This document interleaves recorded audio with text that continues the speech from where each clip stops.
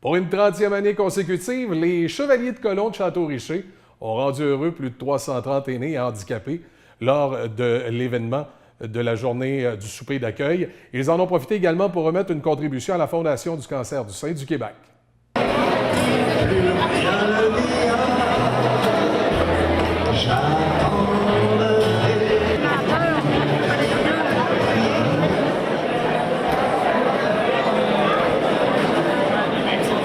C'est la journée d'accueil, comme depuis 30 ans. C'est notre 30e anniversaire.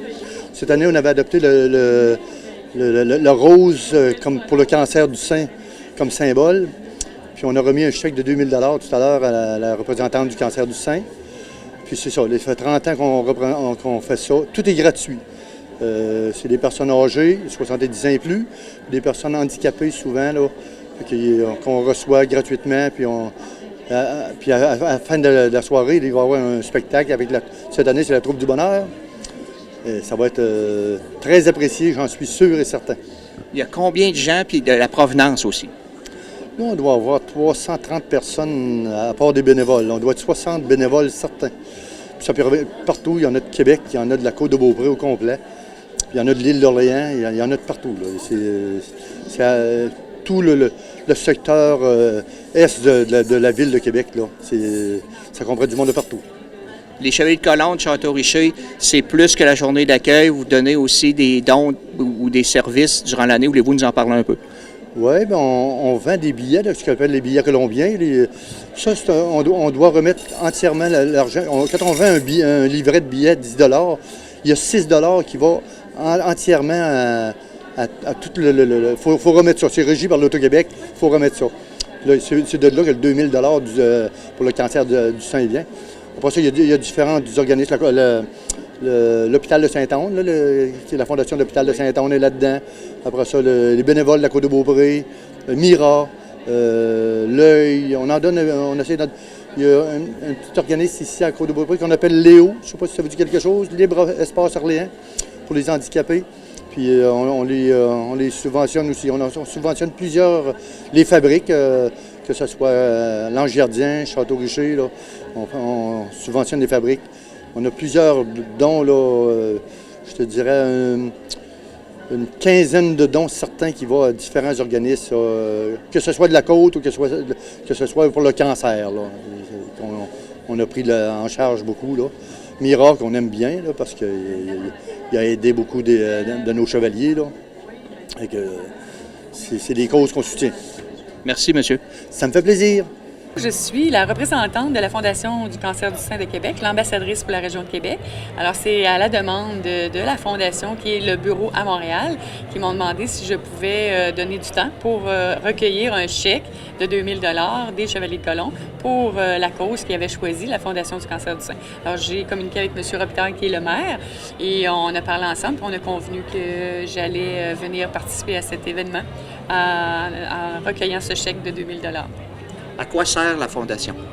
La Fondation sert à beaucoup de choses, sert à la recherche beaucoup, énormément, pour justement que les traitements soient meilleurs au niveau le taux de mortalité soit moindre et aussi pour avoir de meilleurs traitements et avoir moins de récidives, avoir aussi moins d'effets secondaires sur les traitements de chimio.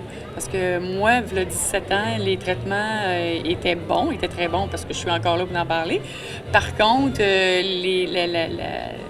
les pilules qu'on avait suite à nos traitements étaient moins efficaces qu'aujourd'hui. Alors, moins de maux de cœur, moins de problèmes secondaires. Fait que ça aide beaucoup pour ça. Ça aide aussi pour les gens qui ont de la difficulté financière. Ils donnent des sous pour les gens qui ont de la difficulté à se rendre à leur traitement, payer des taxis, donner un peu de sous pour ceux qui n'ont plus de salaire parce que ça amène quand même un stress.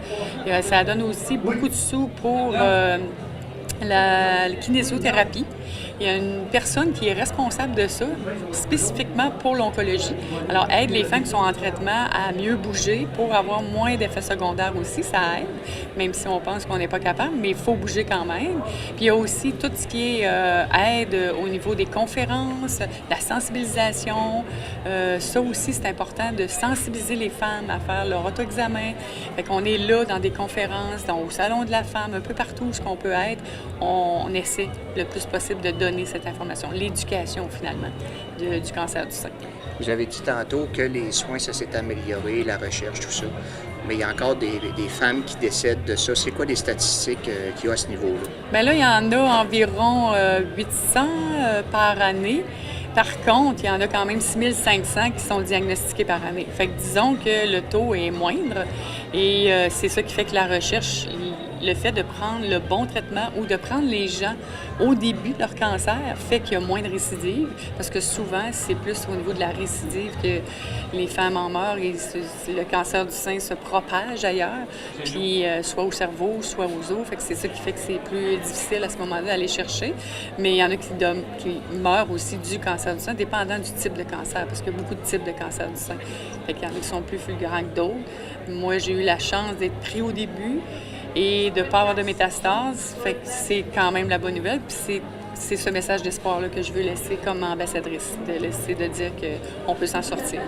Il y a combien de femmes, c'est quoi le taux de femmes qui peuvent avoir le cancer du sein? Il y a une femme sur 8, malheureusement encore, qui a le cancer du sein. Et il y a 1% chez les hommes aussi. Il ne faut pas oublier les hommes parce qu'il y a des hommes qui ont le cancer du sein. On entend moins parler. Mais moi, j'ai un ami proche qui était ambassadeur avec moi pour la course à la vie. Et il y a une récidive cette année. Alors, c'est pas le fun d'entendre ça.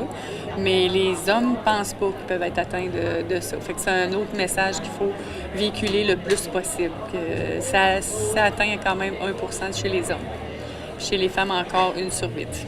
Merci, Mme Vermette. Ça me fait plaisir. Merci pour le don.